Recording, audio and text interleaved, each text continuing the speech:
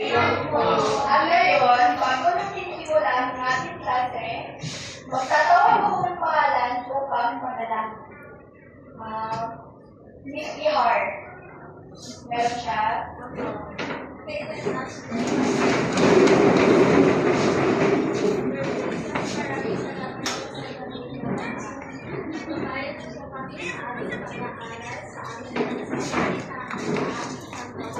Iligtas niyo kami sa masasama, kain na kami sa malaglaman at sa pangalan ni Jesus. Amen! Maraming salamat sa maganda panalangin na iyon.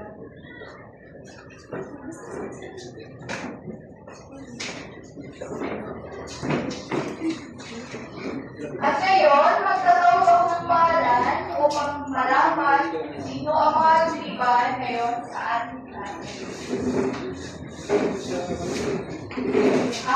Mag-iupuan na naman. Binibining Mariel.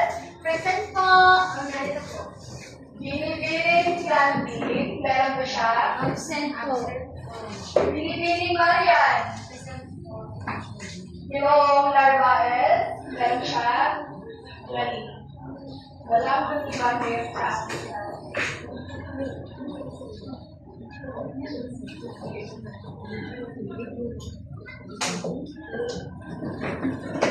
At ngayon, naalala niyo pa ba ang ating tinalakay kung nakaraang talakayan?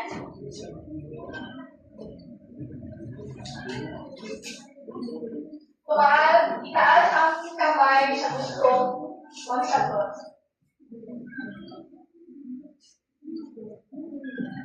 Binibining ni Art, Ginoong Vincent.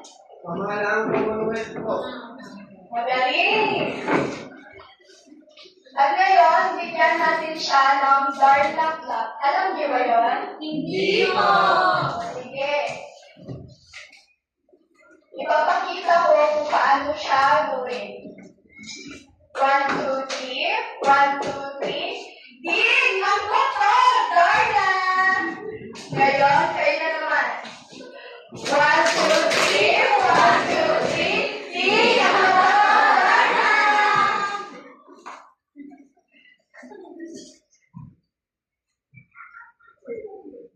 Sa gustong mabasa nito, pakitaas lamang ang inyong kamay. Binibining Zabala, pakibasa po.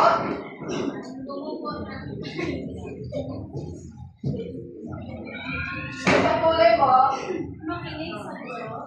Itaas ang kamay kung nais sumagot. Makilahok sa mga gawain. Magaling! Ngayon, bigyan natin siya ng Jollibee Cup. 1, 2, 3. 1, 2, 3. Gila at saya! Kayo na naman. 1, 2, 3. 1, 2, 3. Gila at saya!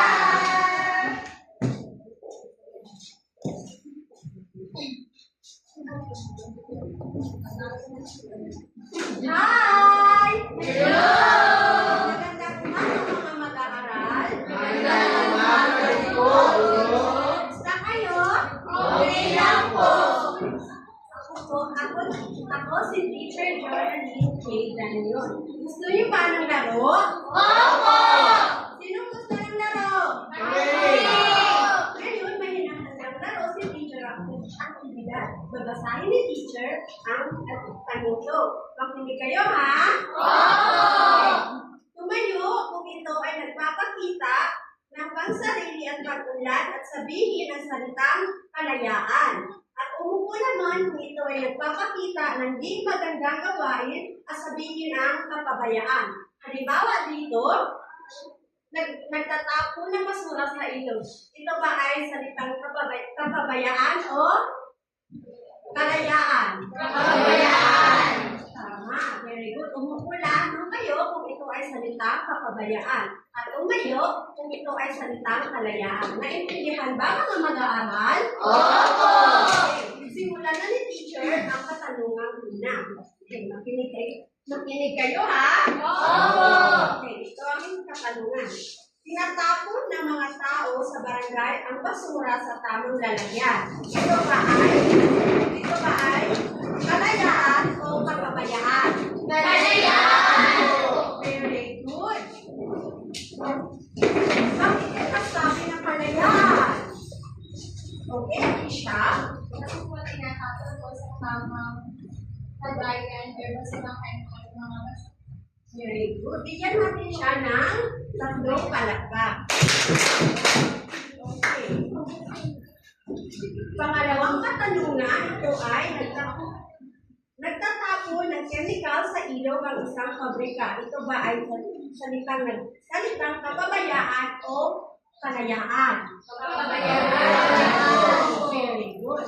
Bakit natin nasabi na kapabayaan? Okay, Aaron?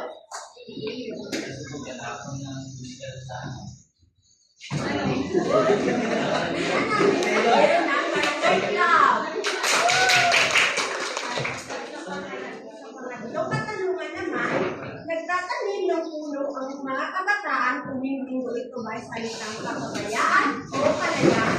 Kalayaan! Very good. Bakit natin nasabi ng kalayaan? Aaron?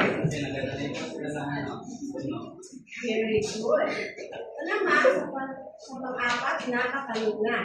Pinuputol ang puno para lamang makapagbenta ng kahoy. Kalayaan ba o kapabayaan? Kapabayaan! Bakit na sinasabi na kapabayaan? Here.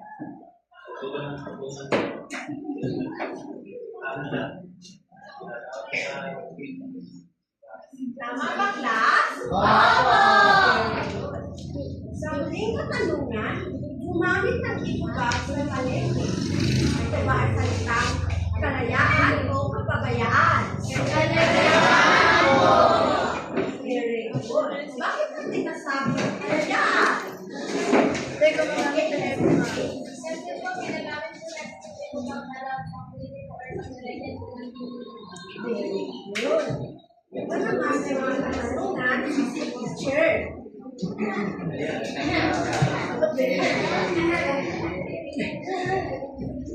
Bakit kapabayaan ang hindi pangangailangan ng ating kapaligiran? Sino unang Siya po, si Nervane. Si Nervane.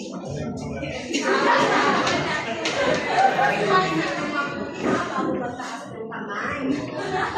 Bakit kapabayaan ang hindi pangangailangan ng kapaligiran?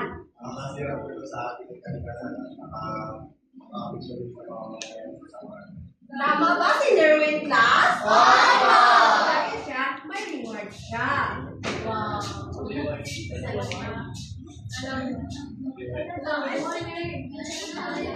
Sa pangalawang katanungan, makinig ng mabuti. Ano ang epekto ng pagkasira ng kalikasan sa ekonomiya at pamumuhay ng tao?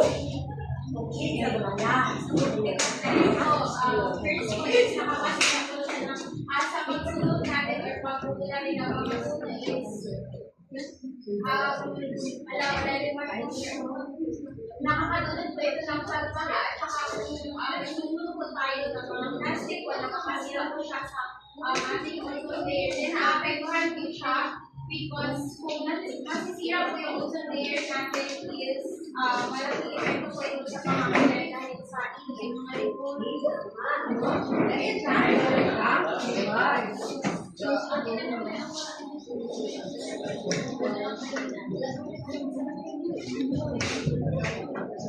pagwantong katanungan naman, paano ito nakaka-epekto sa panunlad ng bansa? Yes.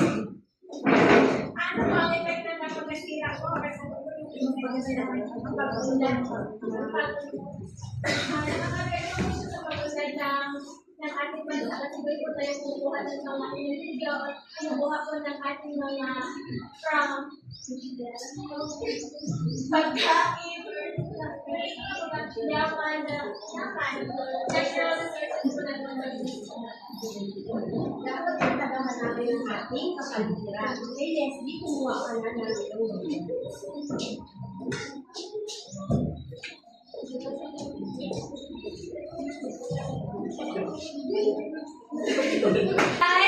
Hello!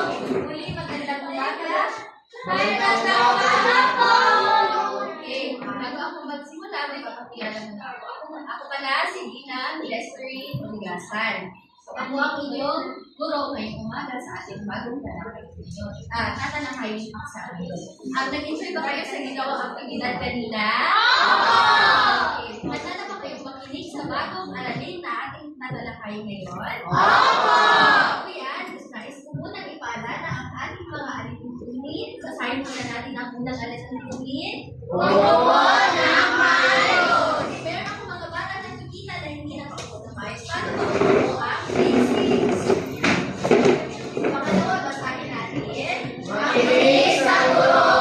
Yes. Especially sa discussion, pinaka-importante ang makinig sa guro. Iwasan natin kung maaari ang maging maingay. Pakisabihan ng inyong katabi. Very good. Next, pangatlo, basahin natin.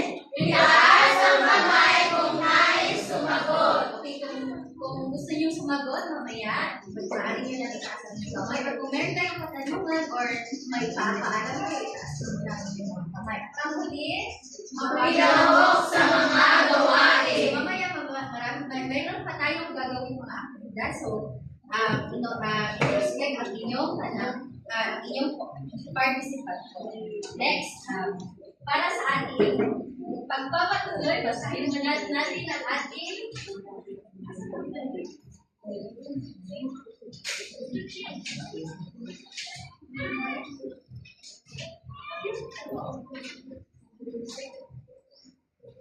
okay, sa pagtatapos ng ating aralin, inaasahan ang mga mag-aaral para sa letra A, mga babae, pakibasa. Natutukoy ang mga paraan ng wastong pangangalaga sa kapaligiran. Para naman sa letra B, pakibasa mga lalaki. Ay ipakita ang pagpapakalaga sa ligtasan sa mga magitan ng pagpapahagi ng sarili ng lahat ng paggamit. At Para sa letra C, basahin natin lahat. Nakakagawa ng wastong paghiwalay ng basura sa tulong ng guro. Okay, base sa ating binasa na yun, ano kaya ang paksang ating tatalakayin ngayong umaga? Sino ang mag-ugas? Yes, Aisha. Patungkol sa tamang pamamaraan ng pag-aalaga sa ating kapaligiran. Malapit. Palakapan natin si Aisha. Sino pa ang makapag-guess kung ano ang paksang tatalakayin natin ngayon? Yes, Vincent. pagtapon ng naming basura sa tamang lalagyan. Malapit na. Bibigyan ko kayo. Ba't palakapan din na natin si Vincent? Malapit na. Tungkol ito sa kanina, gumawa ko kayo ng aktibidad about sa basura, di ba? So, saan ba natin nakikita ang mga basura usually? Yes, very good, Vincent. Sa kapaligiran. Welcome, Edward. Tungkol sa kapaligiran. Pero, ano ba ang tungkol sa kapaligiran? Nagsisimula sa letra K. Kaya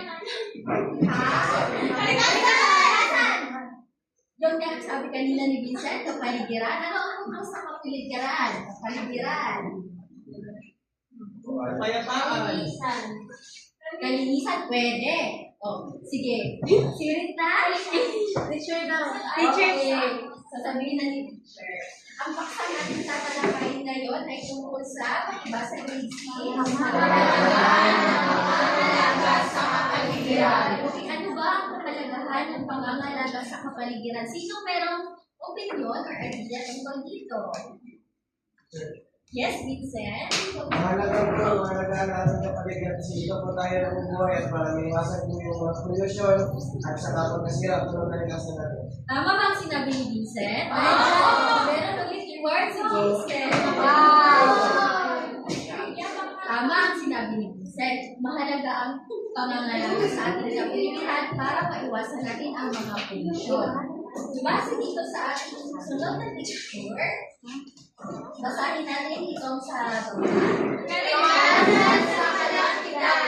Sa tingin ninyo, ano ba ang tungkol sa kaligtasan sa kalamidad? Ano ang connection nito sa kahalagahan ng pangangalaga sa ating kapaligiran? Yes, Imar? kapag po inaalagaan natin ang ating kapaligiran, Hindi po tayo maapektuhan ng mga kalamidad. Yes, tama ba si Ihar? Si Ihar. Palakpakan natin si Ihar.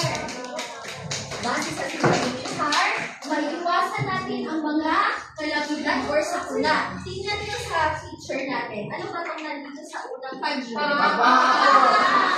ba ang reason ng pagbaha?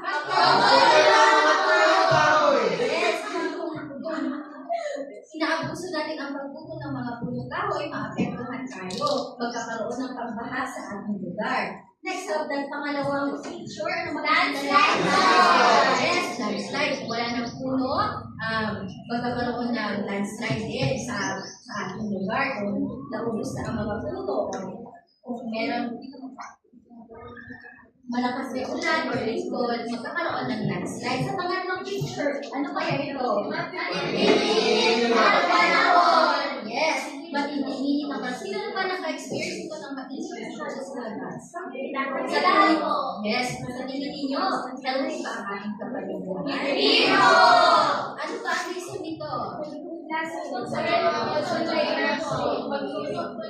Yes? Gemma? Sa pagsunod ng mga plastics po, nasisira po ng area ka naging maintain na po.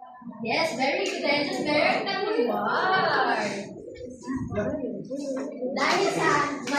Dahil sa hindi natin pangangalaga sa ating kapaligiran, pagsunog ng mga basura kahit saan, or pagpuputo ng puno, naapektuhan ng ating paligid, ang ating temperatura. So, nagkakaroon ng matinding init sa ating panahon. Next naman, ito, basahin. Kalusugan ng mamamayan. Sa tingin ninyo, ano ang kahalagahan ng pangangalaga sa ating kapaligiran tungkol sa kalusugan ng mamamayan? Yes, Aaron?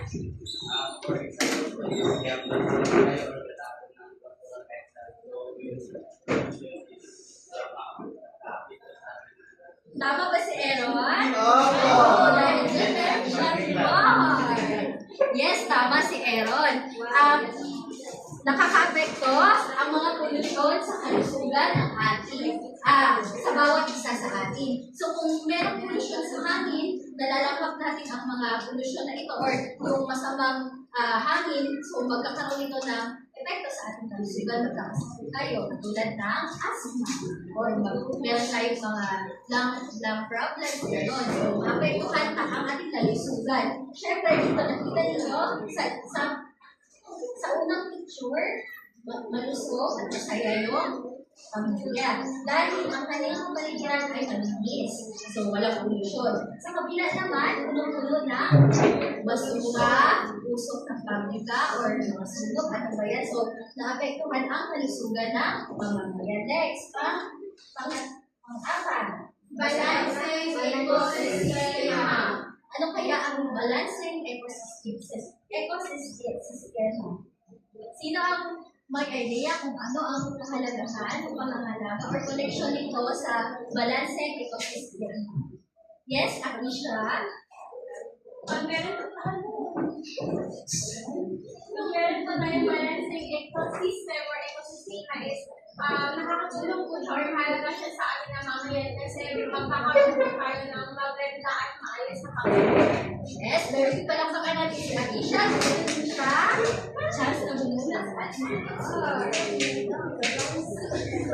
yes, alam niyo ba, class, na tayong lahat ay connected sa isa't isa. Hindi lang ang tao, connected din tayo sa ating kapaligiran, connected din ang mga hayop at yung mga yamang likas ng ating bayan.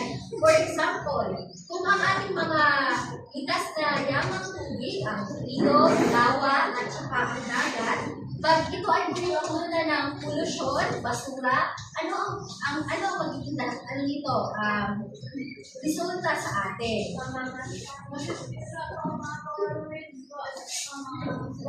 Yes, Gemma, very good, very good.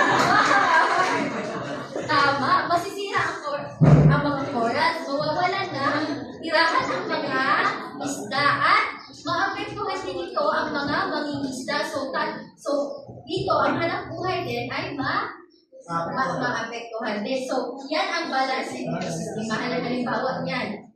Mawawalan ng hanap buhay, wala din tayong pagkain isda, masisira din ang tahanan ng mga animals or ng mga isda. Next.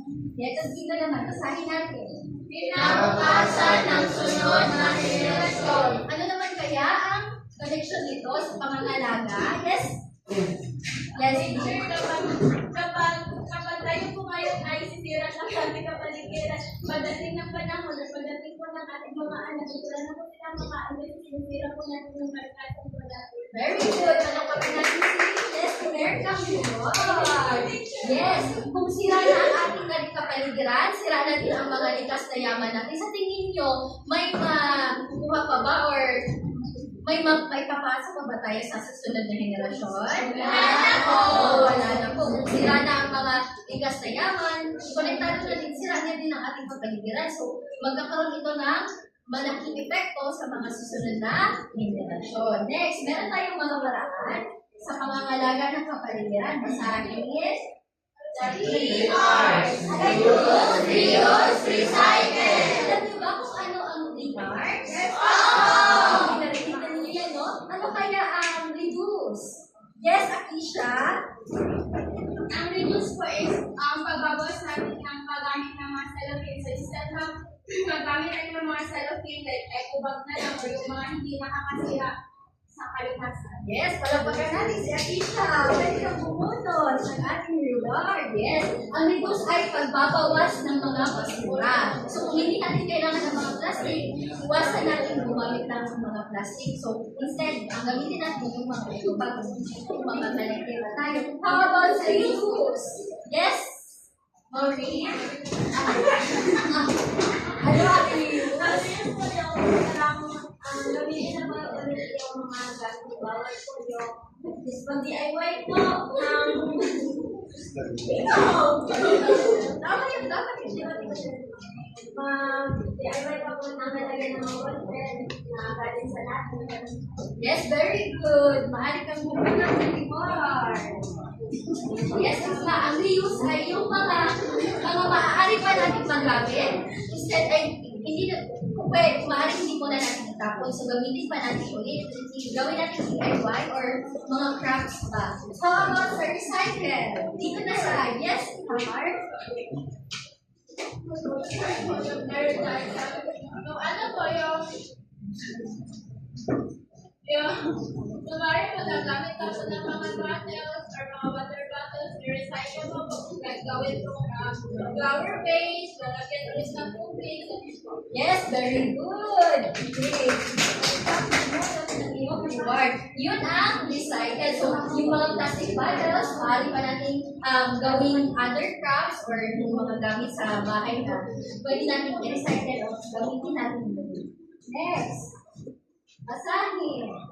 Pagtatanim ng puno. Or reforestation. So, sino na ba nakatry ng tanim ng puno? Talaga? Ano ba ang reforestation? Pagtatanim ng mga puno, katulad din sa mga ginawa ng mga bata, nagtanim sila ng puno. Ano ba ang kahalagahan nito? Other hands? Yes, Aaron? Other hands? Sige nga, Aaron? Yes, very good. Palitan natin yung mga nagpupo natin ng puno ng mga bagong puno. So, ang kahalagahan, pwede kang magbubunod ng reward, mahalaga ang reforestation para maiwasan natin yung mga pagbaha, landslide, at saka yung mainit na panahon. So, kung wala ng puno, di ba, yes, maapektuhan tayo, ang temperatura ay mas mainit pa. So, nakatry na ba po kayo nakapunta sa isang lugar na maraming puno? Malamig? Yung hangin. Opo, masarap yung hangin. Kaysa sa mainit na panahon, di ba? Mahalaga masyado yung puno sa atin. So, kailangan natin magtanim pa ng puno. Pagkakon tayo ng mga kahoy. Next, ang pagkulit. Wastong pagtatapon ng basura. Ano ba ang wastong pagtatapon ng basura? Meron tayong 4 na kung paano tayo magtapon ng basura. ito ay yung biodegradable o yung nabubulok. At saka yung non-biodegradable, yung di nabubulok, ang tatlo, recyclable materials, recyclable, at saka ang pamuli ang hazardous. So magbibigay ako ng halimbawa na basura tapos sabihin niyo sa akin kung nabubulok, di nabubulok, recyclable, at saka hazardous. Mga medical na basura. Hazardous! Yes, bakit natin nasabing hazardous? Yes po. Pwede siya like, halimbawa, yung mga injection or pwede siyang makalasan or maapektan or makahawa po doon sa mga clinic or maka-interact na bagay ngayon. Yes, hindi natin basta-basta itapon ng mga medical na mga basura. Kasi maaari ito magdulot na bad effects sa ating health or kasi may mga chemical dito. Isang halimbawa din yung mga gamot. Next, bulok na prutas. Yes, from the word bulok na prutas. So, nabubulok siya. So, look siya sa nabubulok. How about plastic bottle? Hindi nabubulok! Very good. Next, recycle. Basahin natin. Pananagutan ng bawat isa ang pangangalaga sa kapaligiran. So, sa tingin ninyo, may pananagutan ba ang bawat isa? Yes! Yes, sino ang makapagbibigay ng opinion? Yes, kasi po tayo po ang nakatira or tumitira sa kapaligiran. So, responsibilidad po natin lahat kapag silang nakatira na pangalagaan po kung ano yung nasa paligid natin dahil napapakinabangan po natin. Very palampakan natin siya.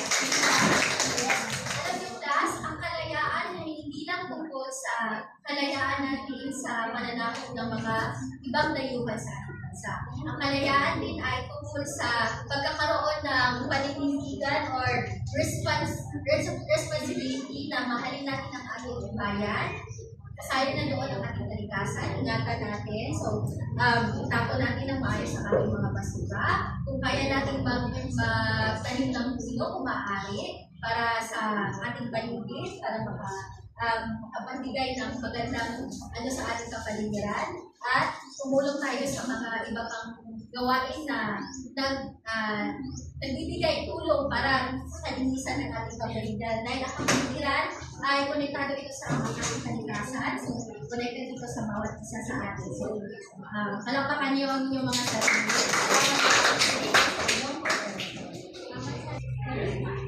Hi! Hello! Kumusta kayo? Okay lang po! Busog na po. So, bago ang lahat, magpapakilala muna ako. Ako nga pala si Teacher Arvelyn Sagaw. Pwedeng tawagin Teacher Arvin. So, nakinig ba kayo sa tinalakay ni Teacher Laguna? Opo! Sure? Opo! Ganon? Oh, may katulungan si Teacher. Ano nga na yung 3 R's? Okay, Leslie? Reduce, recycle. So, tama ba ang sinabi ni ang sagot ni Leslie? Tama! So, bigyan natin siya ng tatlong palakpak. So, ngayon, may aktibidad tayo. Handa na ba kayo sa ating aktibidad? Opo! So, ang ating aktibidad ay tinatawag na basura mo, i-segregate mo. So, bago ang lahat, mahamilin ko muna ang klase sa dalawang grupo. Mag-uuna tayong magbilang sa likod. 1. Uy! 1.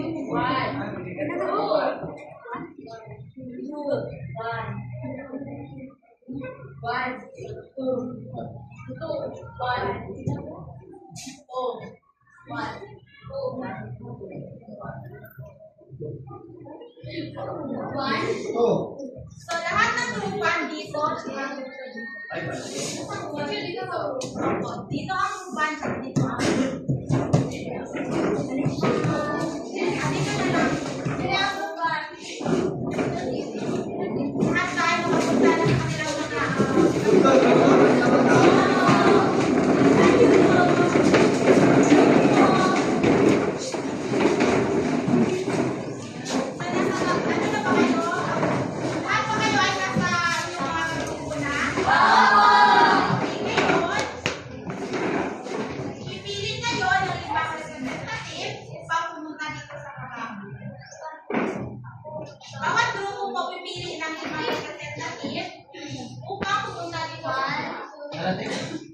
Bawat grupo. Nakapili na po ba kayo? Opo.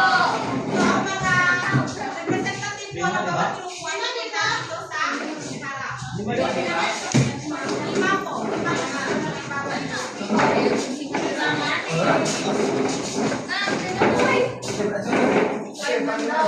So, dito ang group 1 at ang group 2. So, ngayon, ibigyan ko ang bawat grupo ng mga natura sa isa po bawat representative. Opo. Kompleto na ba kayo? Yes po.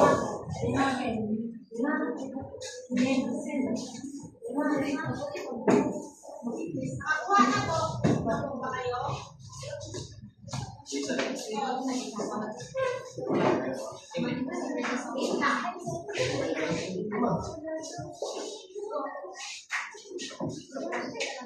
Tapos na po?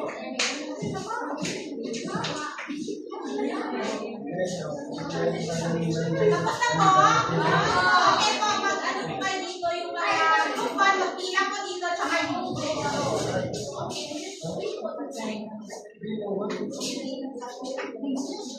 So ngayon, ang gagawin ng bawat grupo ay kita na po ba? Oo. So ngayon, ang gagawin ng bawat grupo ay may basura na po hawak ng lahat ng representative? Opo. So ang gagawin ninyo ay bakit dalawa po yung hawak ko? Sa isa lang po sa akin ni teacher kasi siya. So ngayon,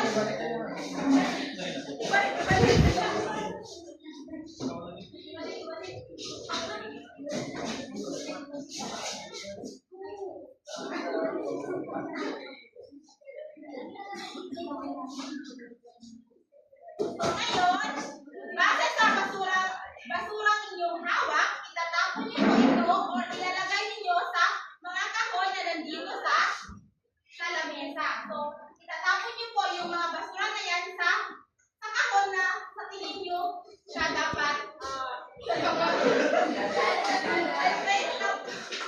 itatapon niyo po yung basura na yan sa mga kahon na nandito base sa mga nakasulat na mga salita. Okay po, magpila na po.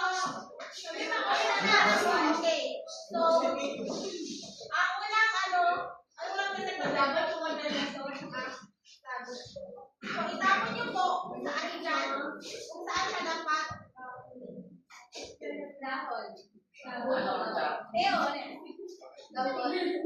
i-check po natin yan mamaya pagkatapos ninyo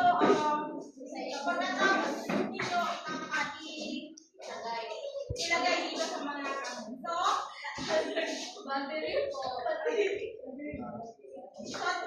para sa pangatlong representative ng group 1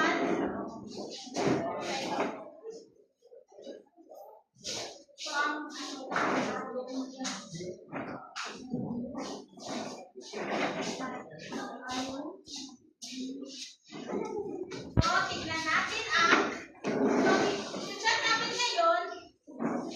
check natin ngayon kung ilan yung tama or ilan yung mga tamang sagot ng bawat grupo. So, una natin i-check dito sa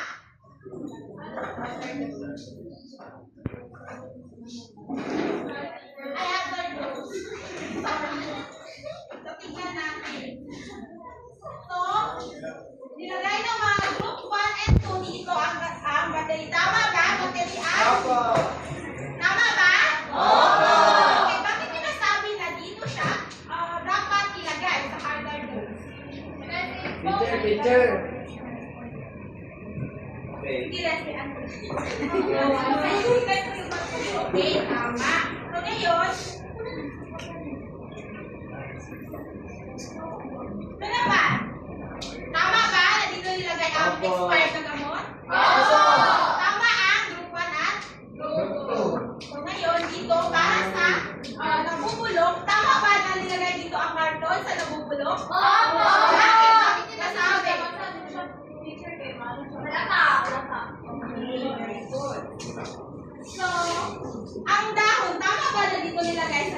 kayo? Bakit? Bakit kaya? Kasi pwede ko siya pa-fertilizer sa mga So, nakakuha na, tig-dalawang puntos ang bawat. So, ngayon, dito para sa recyclable.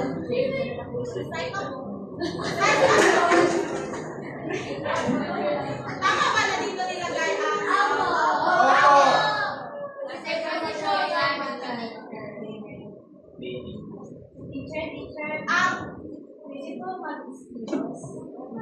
ang sige po, balik mo agad. So, ang bote, pwede siyang sa nabubulok at saka sa, nabubulok, sa di nabubulok na basura at saka sa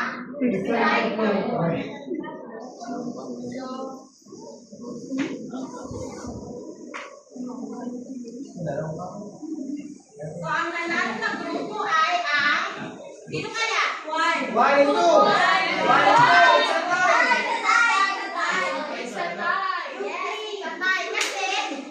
Parehong tama. Pareho po kayong, marami pareho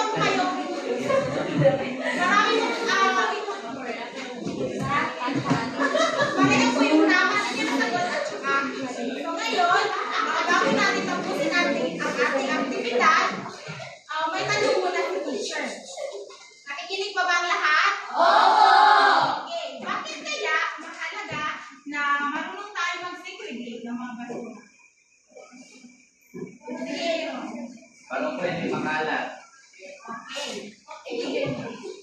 Para po hindi maging makaw ang basura. May mga idea pa ba kayo?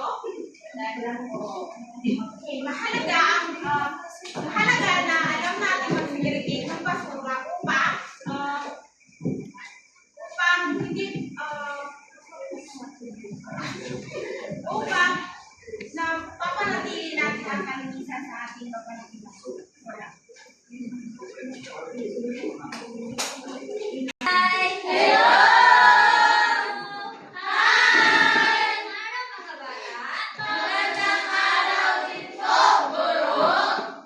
Ako nga pala, si Teacher Christ Lomar. Nakinig pa kayo kay Teacher Christ kanina? Nakinig kayo, ano nga ating tinalakay kanina?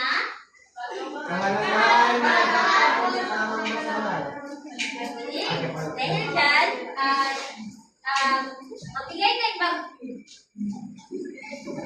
magbigay na kayo ng halimbawa ng mga recyclable na basura. Plastic ba? Okay, si Anisha po. Plastic bottle po. So, palagay niyo, tama ba? Nare-recycle ba ang plastic bottle? Magaling. Ano naman ang halimbawa ng mga basurang nabubulok? Okay, Aaron. Yung ano yung kasama niyo? Ano? Dahon. Magaling. Ano naman ang halimbawa ng mga hazardous na basura? Okay, Jenna. Mercury po. Battery. Tama ba? Okay. Ngayon naman, dahil nakinig kayo kay teacher kanina, is magkakaroon tayo ng aktibidad or quiz para sulitin natin, suri natin kung talagang nakinig kayo. So, magbibigay ako ng papel, then sagutan nyo ito. Tapos,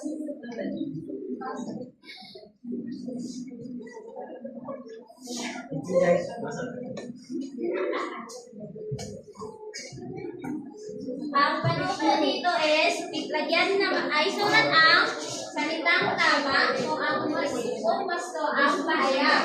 Tapos, isulat naman ang mali kung ang pahayag ay hindi gusto.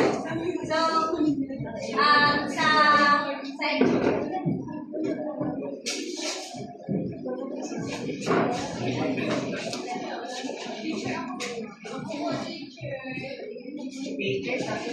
ang panuto dito is isulat ang tama kung gusto ang pahayag at mali naman kung hindi. Isulat ang mga inyong sagot sa paghap. Okay, number 1. Sabay-sabay natin sagutan lahat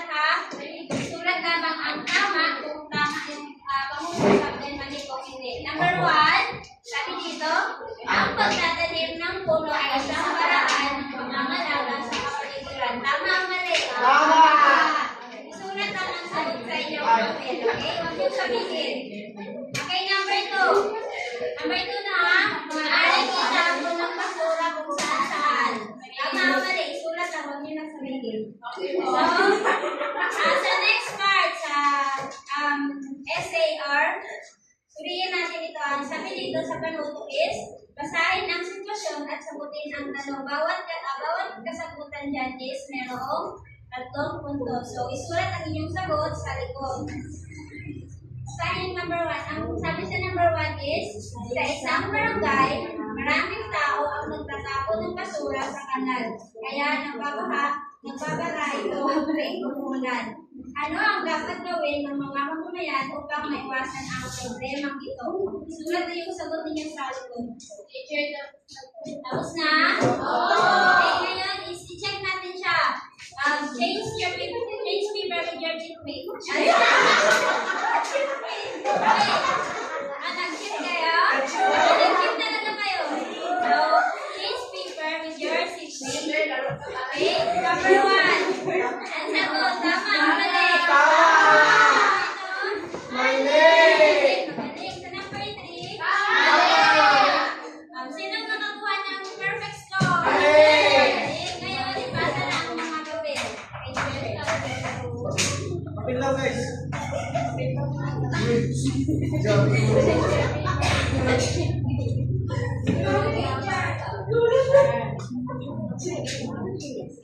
Okay, so, magaling, no? Kasi halos lahat kayo is nakakuha ng tamang sagot. So, inaasahan ni teacher na sa susunod natin aralin is makikinig ulit kayo.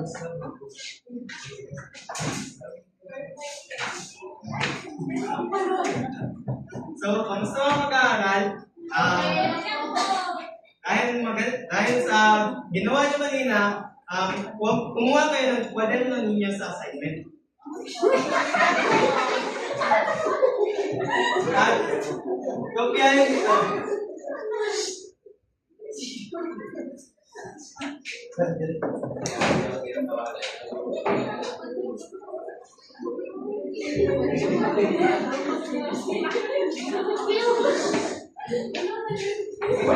Sa mga mag-aaral, kopyahin niyo muna ang inyong tatangalin. Okay na ba? So, bago tayo umalis, tignan niyo muna sa ilalim niyo, sa upuan niyo, kung may kalat at saka kung may ball, kunin niyo at itapon sa basura. Pulutin niyo at itapon sa basura.